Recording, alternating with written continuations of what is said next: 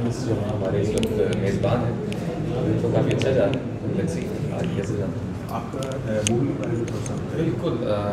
25 अक्टूबर 2019 को हमारी film release हुई है जिसका नाम है काफ कलमा। It's written and directed by Saleem Kamal और it's very nice love story, एक इंटेंस लव स्टोरी जो कि 1947 से स्टार्ट होकर आज के करंट दौर में आती है और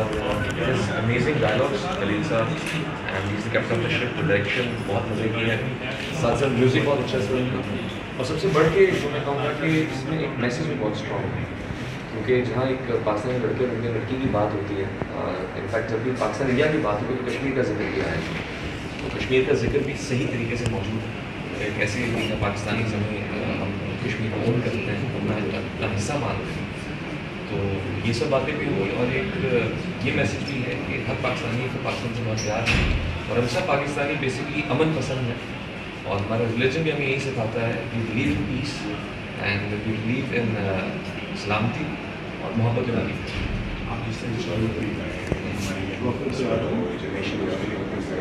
जी बिल्कुल, यंग जनरेशन के लिए, सब जनरेशन के लिए मैसेज है क्योंकि ये इस फिल्म की कहानी पार्टीशन से स्टार्ट होती है। तुम्हारे बड़े जो हैं उनके लिए भी बहुत स्ट्रॉन्ग रेफरेंस इस कहानी के और वो कहानी जब आज के दौर में आती है तो ऑटोमेटिकली जो आज की यंग यूथ है सारा उसमें इंगेज हो जाता है। मैसेज उनके लिए भी मौजूद है इसमें और पूरी दुनिया में हमें पाकिस्तान के इमेज सही तरीके से प्रेजेंट करने की ज़रूरत है और वो तभी होगा अगर हम अपने आप को एक पाकिस्तानी माने, मुसलमान माने और अपना सही इमेज प्रेजेंट करें कि हम अमन पसंद हैं। पूरी दुनिया ने हमारा इमेज क्रिएट किया, वो नहीं है, अमन पसंद हो गया, मोहब्बत और सलामती में और पीस में।